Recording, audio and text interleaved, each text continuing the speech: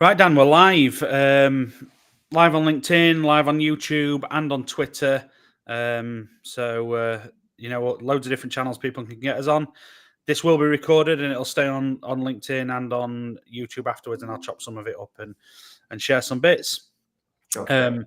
Just one for everyone, and I'm hoping I've got Tom Parkinson listening, because last week he told me that there was an issue or something he wasn't sure of with this. To ask any questions, you just comment, and the questions will appear on my screen. I will then share them, and they'll appear on everyone else's screen. But Tom told me last week, and I can't remember which one it is, you either have to press Shift and Enter or press Enter twice when you're asking a question. So if anyone's got any questions throughout, it's either Shift and Enter or press Enter twice once you've typed it. Tom, if you're listening, you could let us know. That would be great. A banner will come across the bottom with any questions I ask. So without any further delay, I guess we can just jump straight into this. I usually start, Dan, with a bit about how we met. This is a bit cloudy for me because I think you originally met Dave or Tom. Can't remember which. Tom. Tom through LinkedIn. Tom introduced us. We've all kept in touch since, because you do some pretty awesome stuff and it always blows his mind. So every now and then we like to see a science experiment and it blows his mind. We'll talk about some of that later. So I'd have to summarize, we met through social media, I think, is probably the fairest assessment, through LinkedIn. Yeah. So without labouring that any longer, do you want to tell everyone a little bit about yourself? Yeah, sure. So I'm a science teacher. I've been teaching for 24 years.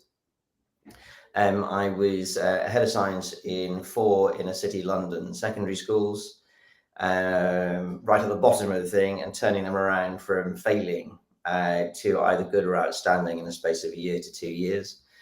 I came into teaching late, so it's quite an interesting little sort of journey, but it's been a remarkable little journey. And then after 10 years at the coalface doing things, I then decided that education needed changing. Science education particularly needed changing. So I set about trying to do that. So you've worked in the classroom, senior leader, also the founder of, I've got to say, an awesome, I'm going to call it tech stroke resource, because I think there is an element of tech. This is a web platform as well, isn't there? So founder of, honestly, it blows my mind whenever I see it. It was on a mission, I guess, to help science leaders and teachers to inspire children with real science, is how I'd summarize it. So what made you get into teaching? So I know you said you got into teaching late. I didn't know that. Tell us a bit about that journey. So in a nutshell, I'm lucky that both my parents are scientists, and I basically did geology and geochemistry at uni, a little bit of mining engineering, and then a little bit of waste management, and trying to go into various bits of industry for a couple of years, tried my hand at lots of different things, and then got to 30 and thought, well, actually slightly before 30, about sort of 28, 29, I thought, none of this is working. And actually, when I first qualified, I thought I was going to go straight into the mining industry and go mining diamonds in Angola. But unfortunately, Gorbachev came along, Russia opened up, all the Russian wealth came out, all the minerals anyway. No one wanted bloody geologists anyway. So I had to go and do, my strategy was to go and do a short qualification in teaching English, just do a postgrad TESOL course. And that would get me out to Africa. I'd be on the doorstep. They wouldn't have to pay for my flight. And I could say, look, I can go pull my diamonds out of the ground. Or at least show you where you do that.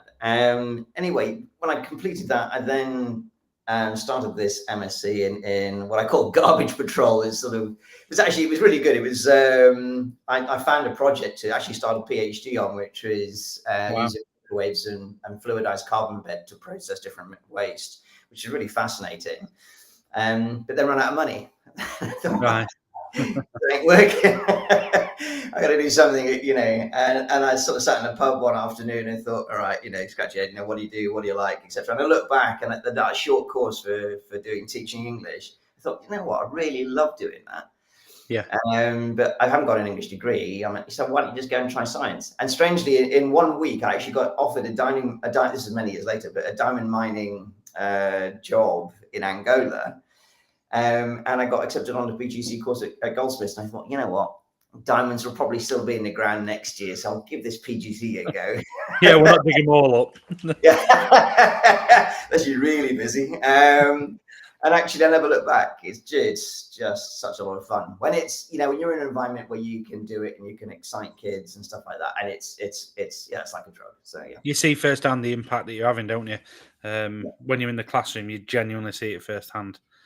Yeah, it's not.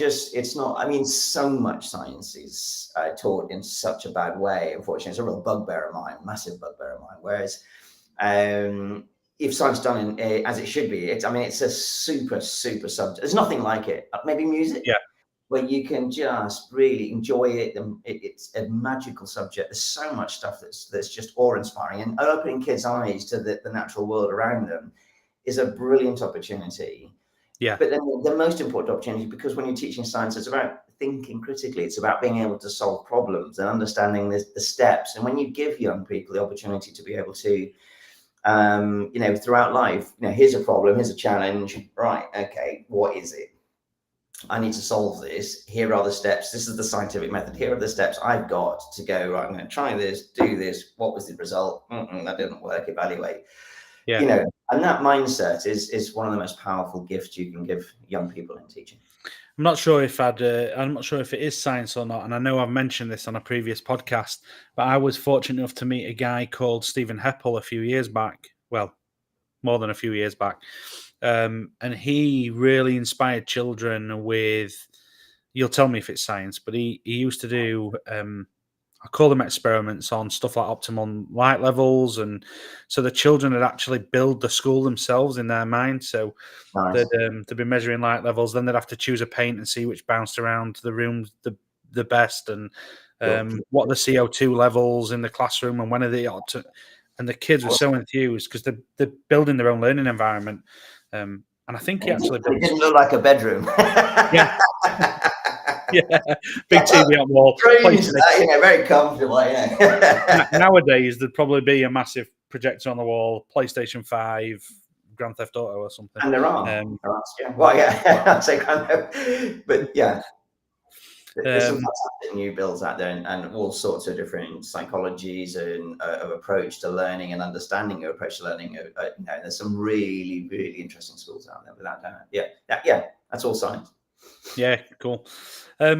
So sounds like you really enjoyed teaching, and I'd like to know what then inspired you to start Mel Science. I think I probably know the answer to this. Well, it's Mel Scholar, and so I know. I can explain that and say, I started originally. It was called the Primary Science Toolbox, and that was back in 2010 with SciChem, as then was. And that was the sort of beta version that worked fantastically.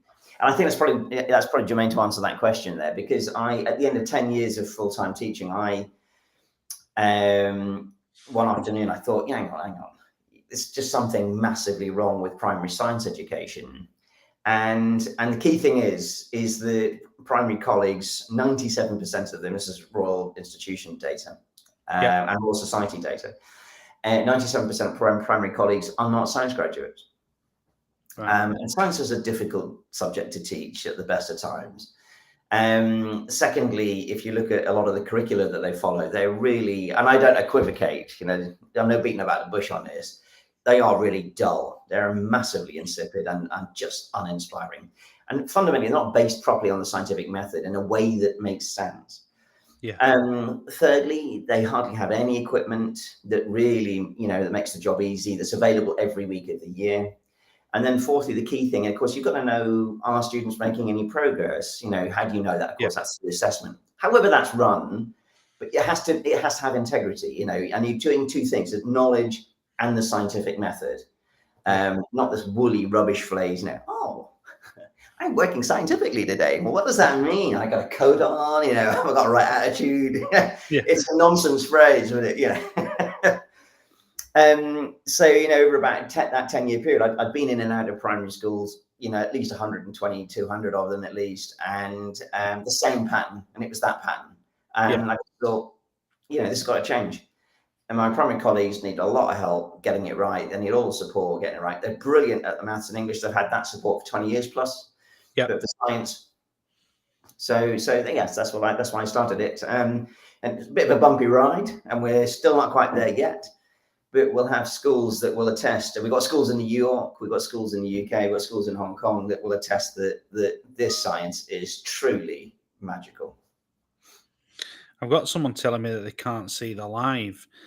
So we'll just carry on, and if they can't see the live, we'll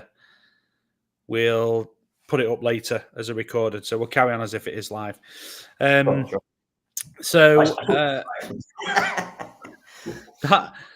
that makes sense, and your enthusiasm definitely comes through when you're talking about science. So I probably don't need to ask this question, but I will, because I ask it to everyone who's on.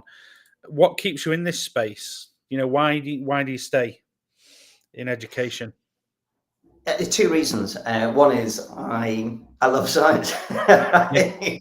It's having an awareness of the natural. It is the gift that keeps on giving. I mean, your consciousness alerts you to the world around you, and just from the biology to the chemistry to the physics to the geology, it's just such a phenomenal, universe to be in. Secondly, in terms of your personal day-to-day work and stuff like that, I'm principally driven to help people. Everybody has different skill sets or different ambitions. And as I sort of, as I said earlier, I came to start teaching late, and there is nothing more fulfilling than walking away from a little class of 30 kids, wherever they are, whatever age they are, knowing that you have genuinely helped them be better human beings, understand the world around them better, and giving them the tools to be successful in life. And that's, I wish I could do this for free, but I've got to eat. So yeah, and that's a real, I think every teacher would say that when the environment they're working is well run, well managed, and there's a level of expectation and understanding professional integrity within the student body, particularly. I can't think of a job that's more rewarding. I really can't. Yeah, it's great. I worked in schools for 5 years, not as a teacher though, and I love my time in schools. It's why I've stayed in education. My wife's a teacher as well, so I get to hear about all the rewarding stuff. I think it's 90% like rock hard, really hard work, but the other 10% is just so rewarding that it probably counts for the 80-90%. Somebody used that same analogy with me around, I think it was the midwife when we had our first. So parenting is 80-90% terrible hard work, and the other 20 to 10% is little gold dust on the side. It's worthwhile, yeah. So what advice would you give anyone who's starting a career in teaching? Without doubt, don't go into it early. The world has really moved on and changed so much in the last 20 years. It's quite frightening. When I started teaching, there was no social media. When I started teaching, there was no interactive whiteboards. Actually, it was only my third year of my degree where actually internet was available in university. So,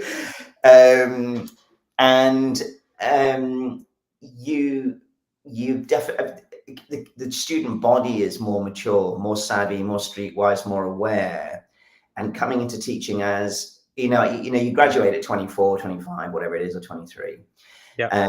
You need to spend at least 10 years working and have that maturity about you and about your person and everything else before you step into a classroom. Otherwise, the gap between you and the student body is too small to really make an impactful difference. Secondly, whatever your discipline is, and I'm talking here, of course, science, don't go into teaching unless you really passionately love your subject. That is one thing that kids like dogs smell fear, detect fear. They detect that, hang on, this bloke or this lady, she buzzes with this stuff, and they feed off that. And that's really that, and you cannot, there's no shortchanging that. That's really super important. The third thing is really, really know your stuff. Be really broad about it and be experienced in what you bring to the party, because every lesson should be fun, should be wow. There are some lessons, obviously, that are difficult to teach with wow and pizzazz, and you just got to go through the mechanics of it to a certain extent. But you definitely need to fizz with that excitement, be mature, or a lot more mature than the body that you. Otherwise, there's a respect thing, and that's a big chunk of society that's changed. Yeah. If you went back 50 years, you wouldn't have had that. The adult in the room is the respected person for whatever reason. But now, the age gap has been a bit sort of conflated with, we've all got our rights, and the language has changed and stuff like that. So yeah, and be fit. I think if you look back, certainly for me, if I look back at my school life, in particular secondary school, those teachers who really loved their subject are teachers I remember and stand out. I had a great English teacher called Miss McCall, and she changed my whole approach with English. I really struggled until I met Miss McCall, and then she like lit English up for me. I loved reading, I loved the lessons, and it was because she loved it, really. Yep. So that definitely resonates with me if I look back at my time in school.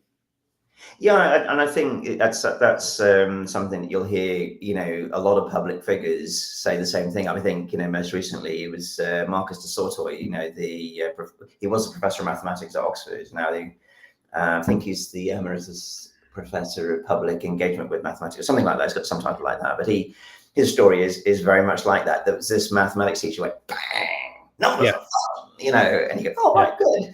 And then they know how it works, and they can communicate that, because there's a number of those moving parts. If you're not a good communicator, don't step into a classroom. Yeah. That's really essential. So yeah. Teachers and priests, best communicators on the planet. Except one's got something very valuable to say. The other just makes you feel good for whatever reason. So you've taken something really innovative from the classroom, and you're trying to get it out to the wider world. What advice would you give to anyone else trying to do the same thing? Yeah, tricky question. I think one of the things about education, particularly and teaching, is the fact that it's a very fast-moving world, and you get to try things out very quickly, and you quickly work out what doesn't work, and it's very innovative. And your audience is very fast moving, and they're very fast. They approach things and solve problems very quickly. Kids and stuff like that, whatever they need. And of course, I'm secondary, but primary kids do that as well. And when you take something with a lot of moving parts that works, and you've tried it and you've tested it, and you try and take it out into outside, say for example, schools. And I tried to take this into the commercial world. Oh my gosh, it takes a long time for people to get their head around what you're doing, what you're trying to do. Yeah. And I think you really have to. It wasn't that, well, it was called a comedy series in the States. I never found any of it particularly funny, but curb your enthusiasm, I think, was a great phrase. And I think that's really important. Yeah, curb your enthusiasm, dampen your energy in there, and give yourself that kind of, people don't move as fast as you do. They don't, and it takes them time to take things on board. We'll do it eventually, and I have talked to a number of people who do get it, but they're few and far between. So yeah, I think you've got to be quite conscious of the way in which you've got to communicate to the business sector. I think particularly if we're looking at who they are, what their motivations are, and stuff like that, and you can't underestimate how slowly that process can go. Yeah. Okay. Yeah, that's great advice. This one, I think you probably answered some of it. So we've talked about what advice would you give to somebody starting their teaching career. Yeah. Is there any different advice you'd give to a budding scientist or science teacher? Well, they're two different people, obviously. So a budding scientist. So when you say budding scientist, obviously, presumably they haven't left school, and that's different advice, and it is advice I give all the time. First of all, ignore what your parents are telling you. And be true to yourself. When you go, blow stuff up in the garden, it's fine. Yeah. But do a risk assessment, or at least have a look at one. No, in all seriousness, don't not do stuff, but at least be aware of. Because there's so many stories of it's quite terrifying actually. My just by way of answering that, tangentially, my wife opened up a boutique in Birmingham. It was part of a chain, an international chain of boutiques, which is really interesting. But the lady that owns the chain of boutiques, her son was massively, massively injured by a science teacher just going, "Oh, I've seen this funky thing on TV. I'll just have a go." No. And massively disfigured and stuff like horrific stuff, but survived, thankfully. Yeah. And so you do hear that. However, and what that has badly affected the risk assessment and the health and safety brigade, and they just eviscerated any form of enthusiasm that any wannabe aspiring scientist has got, as opposed to empowering them by going, okay, so you can make a little bit of gunpowder. It's actually very difficult to make. But don't go making 5 tons of the stuff, make a little tiny bit, a couple of grams will do to serve your purpose. And if you like that and you're interested, well, you can go do a degree in pyrotechnics or whatever. But in that, whether it's physics or it's chemistry or biology, the aspiring ones, be honest, and which of the sciences do you like? Have you really explored, or and don't not like something because the teacher in front of you was naff, because every aspect of science is truly awesome. So I think that hopefully that for the aspiring scientists, don't be put off by the health and safety brigade, but do things safely. And if it requires other people, adults with more experience, go and ask them. Called experiments for a reason, aren't they? So that's exactly that. Yeah. I often, interesting that you said the sciences, because I just get drawn to the whiz bang pop stuff, and which I'm guessing is chemistry. I did get a C, a double C in science, but it wasn't my strongest subject. And it's easy to forget that there are 2 other. There's physics, chemistry, and biology in the science, isn't there? 4. What's the 4th one? So physics, chemistry, biology, and geology. Right, yeah. And that's the reason why I did one of my A levels was A level geology, and it's the one I fell in love with the most. I loved all of them. I had great teachers, but what I liked personally was the fact that the geology tied all of the things sciences is.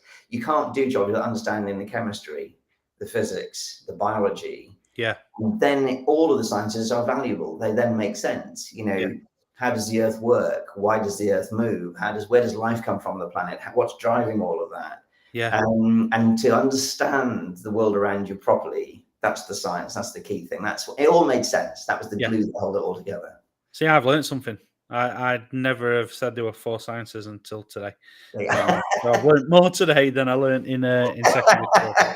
Well, I'm definitely sure there's loads of sociologists out there and psychologists go, "Well, we're a science too." All right. Unless, of course, any of my chemistry, biology, and physics teachers are listening, and then you taught me loads. I totally respect what you taught me. We know where you live, Chris. So it's just by chance that we put this in today in British Science Week. I had no idea, genuinely had no idea that it were British Science Week. So I can't let Science Week go without asking, is there an experiment that you can share live with whoever's listening? I can. And so I'm going to add the caveat that, as with all science experiments, they may all work, in which case, tickety-tick. Or none of them may work. And given the space of a house in this and the thing, I was going to do it from the lab I normally work in, but the school has sort of said, health and safety policies, again, it's great school, but their insurance doesn't cover this, that, and the other. So we're here, but hopefully I'm going to turn my computer around. I'm going to explain things off camera. With the hand poking in, and then switch the light off, and hopefully every individual bit will work. But before I do that, and for viewers who want to do things that are fun at home, here is Science Week. So here are 2 little things. They're called Magdeburg spheres. So there's no spark or whatever like this, but these are so magical. They're called Magdeburg spheres. You can buy these, and I can pop this in a link in the LinkedIn thing, and the rubber Magdeburg spheres. But you just feel the surfaces. They're not sticky. And all you've got to do is push them together really firmly, like so. And you cannot pull them apart. So, what would happen if, just asking for a friend, if I stuck one of those to my brother's forehead, would it stick? No, Oh. not unless his forehead was remarkably flat and shiny. If my brother's listening, you've got away with one. Come here, you. Anyway, so what I'll do is I'll turn things around and explain some bits and pieces. Amazing. So it might not look very much, but here, the first thing, this bit of apparatus here, I'll just screen on camera, you can see here. This is called, move it back a bit. We haven't practiced this one. This is called a Hyman fire piston. And what you basically got is a hollow tube with a piston, which I'll take off. You've got a little die in the center here, into which you insert a little bit of cotton wool. So I'm just going to pop that in there. It's a bit fiddly. It always is a bit fiddly.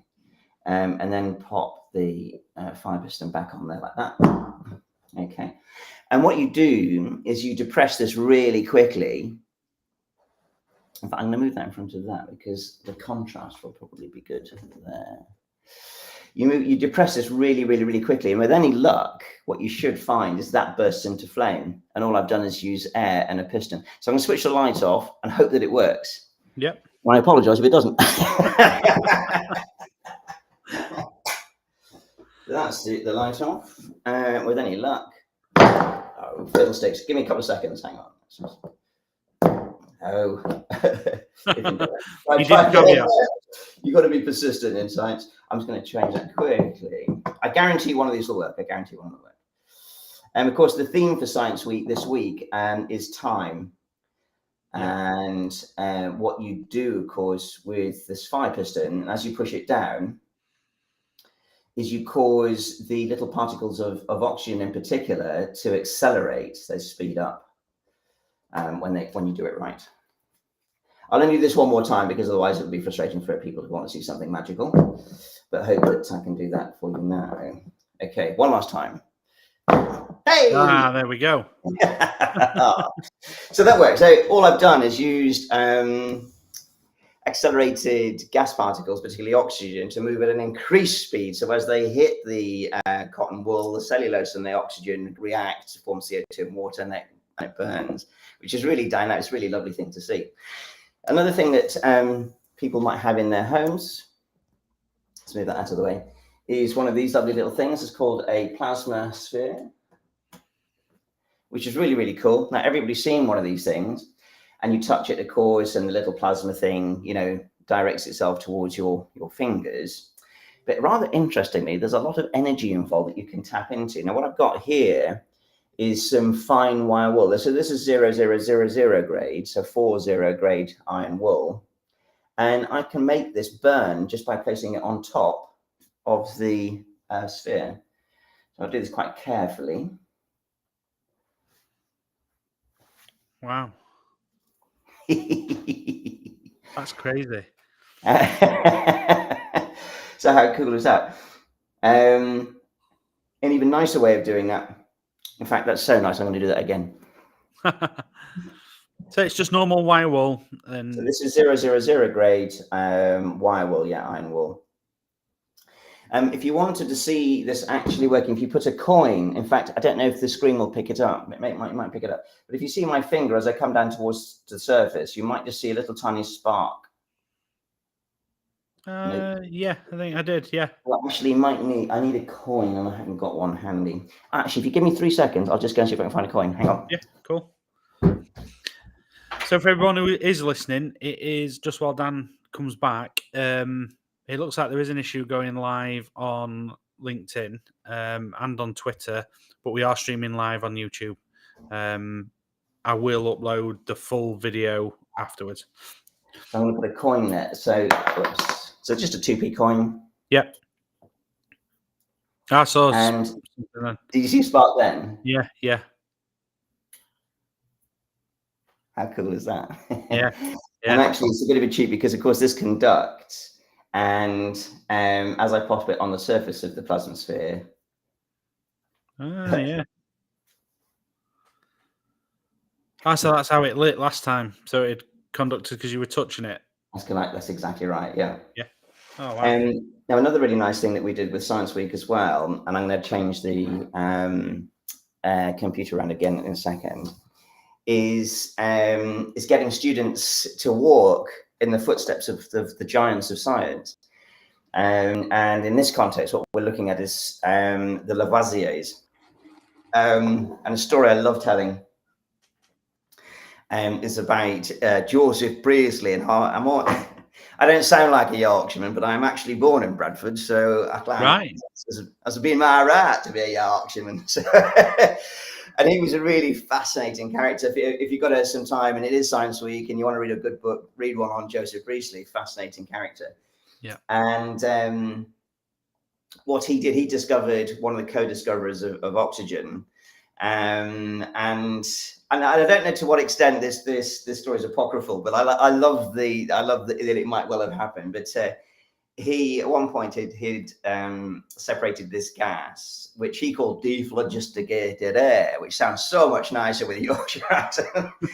And the usual thing in those times was to put a little test sample, like a bird or a rat or a mouse, whatever, in a bell jar. And I heard this story so many years ago, but it's too good not to reproduce.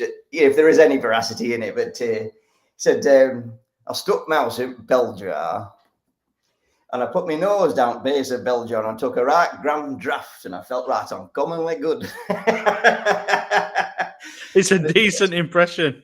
I hope so. So anyway, but what did happen is that he took this discovery off to the Lavoisiers, who were Europe's one of the most prominent scientists in Europe at the time, particularly Marie and Antoine. So Marie spoke English, Antoine didn't speak English, and she was a really good chemist in her own right.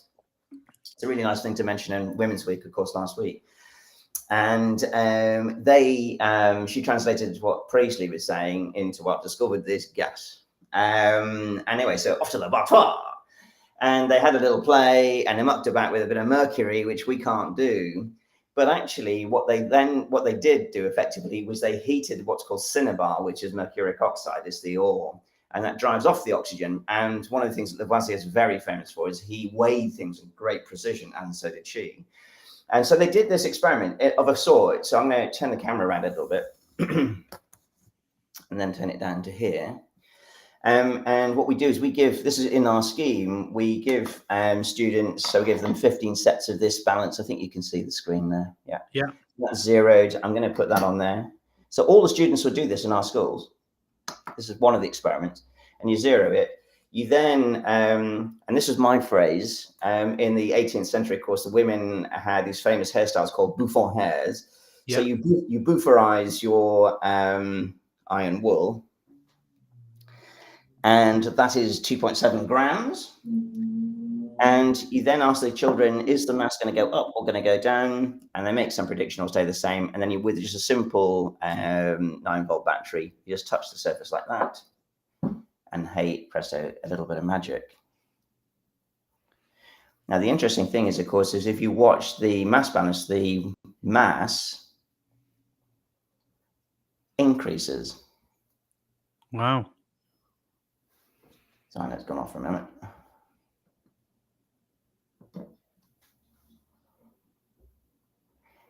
And of course, this is the magical. This is one of those massive turning points in science. Totally wonderful bit of science is that they discovered what is called, depending on how you pronounce it, stoichiometry or stoichiometry, and this is an understanding of exactly how different elements react with oxygen, and they always react in set fixed proportions. And that change, if you're not doing that, you're in chemistry, you're just mucking about burning stuff randomly. Yeah. And so our kids get the opportunity in groups of 3 or 4, whatever, to walk in the footsteps of the Lavoisiers. And I suppose the final point on that is that, rather interestingly, they didn't like the term dephlogisticated air because the theory and the phrase doesn't mean anything. So they actually came up with the word oxygen. Right. So what you've just shown, are they experiments you've set up today, or is that part of what you provide through Yeah, so Mel when Scholar. schools subscribe to us, we provide them, so whether they're going to, they do 4 terms, 4 terms over 4 years of chemistry, physics, and biology, and it's proper chemistry, proper physics, proper biology, and geology. Yeah. And of course, then within each scheme, say you do either forces or energy, electricity, or light. That's your physics stuff. And then within each scheme, they get 8 box sets of lessons. And so for kids with schools of 30, they'll have enough stuff in those boxes for kids to work in pairs or 3s or 4s to do those experiments. And that's one of the experiments. And the plasma sphere comes in as a demonstration apparatus. So it's a demonstration for the teacher. And every lesson has a really fun demonstration. And when that works, it's magical. And that's in the energy unit. So it's basically, what you're providing is everything that a teacher needs to inspire children with science, even if they're not 100% sure on what they were delivering before. Everything. It's actually a CPD course that is basically floats on a proper science curriculum. So we come into the schools to subscribe, and we give them a whole day's training in physics for 1 term, then a whole day's training the next term on chemistry for that term, and then a whole day training on biology for that term. And the training, they go through it's super fun. They go through all those things. They do all of those things. It's all hands on. And you can see they fizz. They're going, when this goes into a classroom, they know the magic's going to happen. And they're all designed to do that. Yeah. Now, hand on heart, I've taught some pretty lousy lessons. They ain't in the kit. Yeah. Yeah. I'm going to change the order of the questions because it feels like the right time to ask this. So the last question I usually ask is, where can people find you? But what I'm going to ask instead is, if people who are watching this go, wow, I think I need to see more, where would people find you and Mel Scholar? Where's the best place to find? Yeah, on our website. So Mel Scholar, if you just type in Mel Scholar on the website. In fact, if you just type in Mel Scholar, www.melscholar.com. Yeah. And then if you look at you can see the team that's behind us. You can see the curriculum. And if you tap onto the curriculum, the forces unit is free. It's open access. So you can have a look through that. They can look at the lesson plans. They can look at the assessments. But every lesson has maybe 3 or 4 different experiments and 2 demonstrations. And everyone's got a little video clip. So you literally, if you're an adult with a brain and some maturity about you, it's designed to help non-specialists acquire the skills to deliver effective science lessons. So everything they need is there: the lesson plans, the PowerPoints, the videos, the lot. Amazing, love it. I'll share a link in the comments after we've finished. Brilliant. So then that leaves me one question left to ask, and everybody just cheats on this one. They do whatever they want. So, one book or podcast that you'd recommend to everyone listening, but we've had 2 most weeks, so it's up to you. Oh gosh, I mean, the number of books is quite frightening. I think it's really difficult because there's just so many that are really beautiful. Okay, so I'll start with one which is really mind-blowing, and it's called The Book of Nothing, which I love. The title itself is just lovely. It's amazing. But it's all about the history of zero, and it's written by absolutely brilliant mathematical physicist who his name escapes me. It's called The Book of Nothing. But in reading this book, that you would not believe the value proposition of understanding zero, and the ability to have zero as something is quite profound. Yeah. And he's so well read. Griffin. Come to me in a minute. But he's so well read, and the references to other texts within the books, but just makes it a cornucopia of beautiful other resources that you want to go and read. The Elements, A Curious Tales of the Elements, is an awesome book that tells, the discovery of all the elements and the scientists behind them and their stories, particularly the really dark one like fluorine. It basically took 4 scientists over about 200 years to isolate fluorine. Yeah. And every one of them died because they were close to fluorine. It's a really unpleasant element. And even the guy that won the Nobel Prize, won the Nobel Prize, and then died. It sounds like a Netflix documentary in the making, that. Oh, it's an amazing book. And I don't know. There's so many. It's very hard to. If you want, I can write a little list and probably follow. I'll do that. I'm very happy to do that. That'd be amazing. Again, podcasts are. There's just so many. Two really stand out that I've listened to recently. In Our Time, there's a whole series, obviously, In Our Time, and they focus on lots of different things. But In Our Time, the one on Einstein. Yeah. I like to think I knew a lot about Einstein and things, that most people probably don't know. And it's really interesting as well. And we live in this world with a lot of anti-Semitism, and this is a really curious thing. Because obviously he was Jewish, but he proved why the sky is blue. He proved that atoms exist. He proved that the ether was a load of bunk that 90% of scientists thought at the time was something. He had, relativistic physics. So, the two sides of relativistic physics. And he won the one Nobel Prize for, of course, photoelectric effect. He could have won a Nobel Prize for 5 of those things, but he didn't because he was Jewish. But they couldn't, walk away from him because he was that giant of a scientist, which is amazing. So that In Our Time podcast on Einstein is fascinating because it really delves into him as a person and what he did and his journey and stuff like that, which is great. The other one I've read that it was about a couple of weeks ago that I really dug into, which is fascinating, was the Van Tulken, Dr. Van Tulken, on chickens. Right. Chicken breeding and rearing and eating chickens in the UK, so the whole of the chicken industry.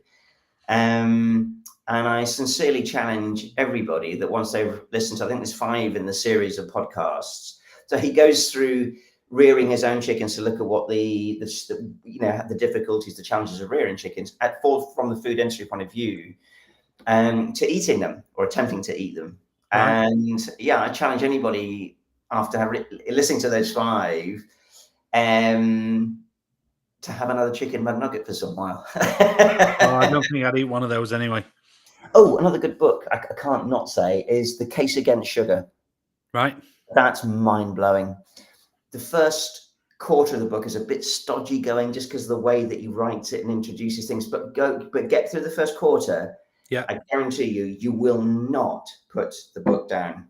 Right. It is horrific about how the sugar industry in particular has got its tentacles over the last 100 years into every aspect of industry, from putting sugar into cigarettes to help them become addictive, to cereals to make them addictive, to foods, and finding the sweet spot, so-called, of 20 to 21 grams per sugar per 100 grams to make it addictive. Wow. And you put this book down, you go, you never not stop checking everything. Yeah. After that, so I could go on, but those are massively impactful books. We'll get a list. We'll get a list. We'll talk after this, and we'll put them in the comments. Yeah, cool. So that just leaves me to thank everyone who's listened. To thank yourself, Dan. Always love listening to you talk about anything science related. The enthusiasm 100% shines through. And again, I love the experiments. Don't forget, if you've seen something you like, you can reach out to the Dan via the Mel Scholar website. I'll put it in the comments.